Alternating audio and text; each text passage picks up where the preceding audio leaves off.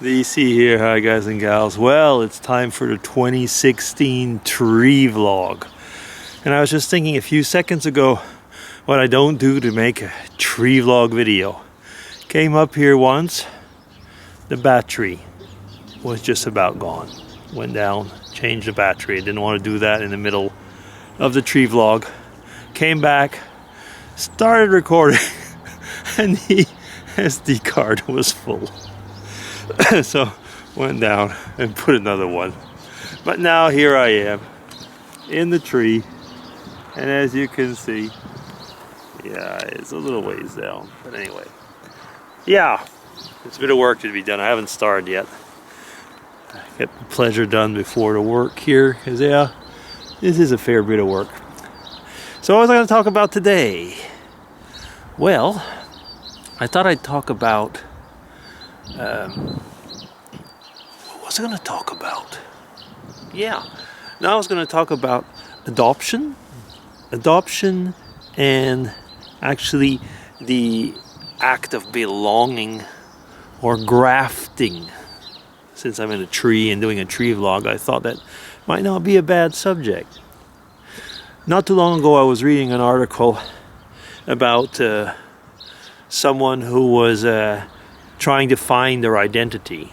Now, I mean, all of us have known people have been adopted who have worked very hard to find who their biological parents were. In some countries it's easier than others.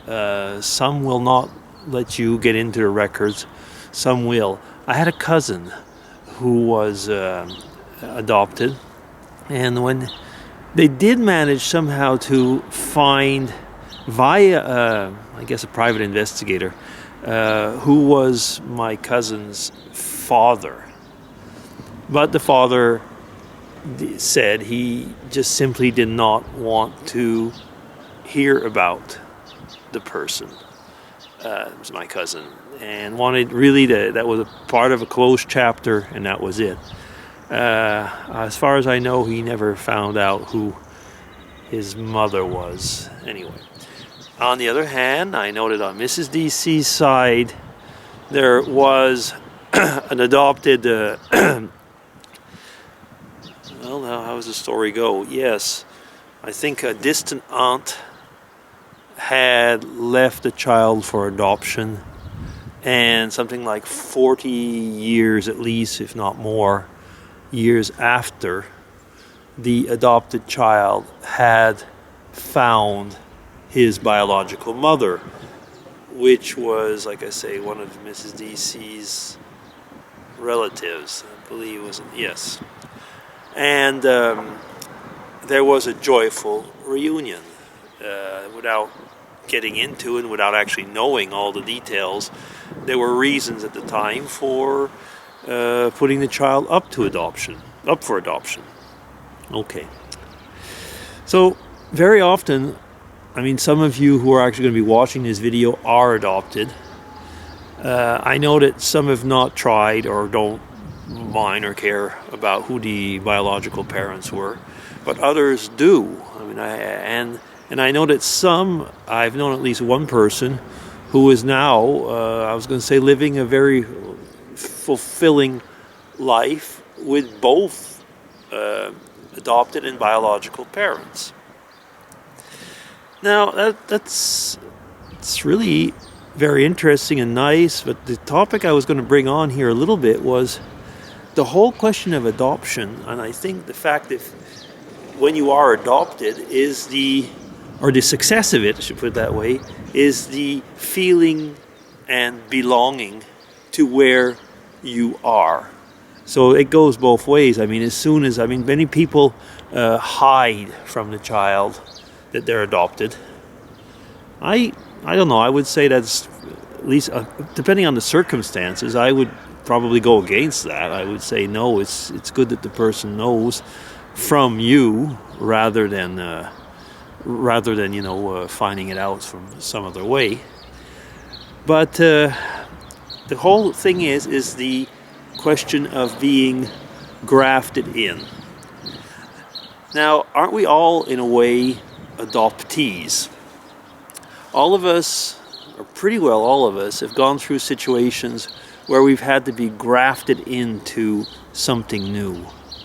And the whole secret, I would say, or the whole secret or the whole goal, or what brings up the success of this part of your life is the level of acceptance that you will get, and the level that you are able to give of yourself, to realize that up to a point, I guess, in the question of adoption, you're not always your own. You've been given.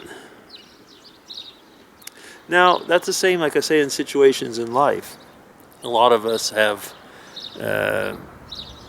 joined groups. Let's say we've joined a Facebook group or a YouTube community or a social group in the town or what. The level that you are happy in is the level that you have been accepted. You come in as an adoptee, and that's will be the level that you are adapted, the level that you're grafted into the tree. And that is the thing. You can have a tree, those of you who do gardening, and I have never done that myself, but those of you who have done graftings into trees know that you can put grafts of other type of trees into a main stump or trunk, the main tree, and the sap of the mother tree or the parent tree will help the grafted one to live on and actually bear fruit, that it sometimes are very different, well, pretty well always very different to the original one. That is the richness of the adoption in every aspect of life. If you are accepted and do not reject the donor, you will be grafted. And by being grafted, and I shouldn't say you, because I mean that's like if I was pontificating, I should say we, because I'll be including myself, and it's not a royal we, but we will be grafted. And by being grafted, we get that sap, and we can produce nice fruit. Yeah, nice fruit. Now, some of you are probably wondering, will I bring into this a philosophical or religious undertone? I could, but I won't.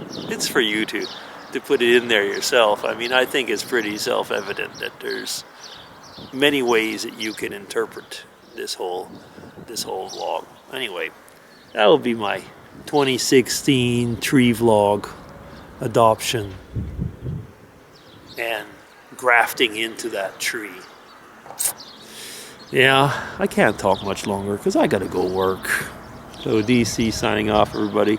Take care. Try and get down this tree without falling. Bye-bye.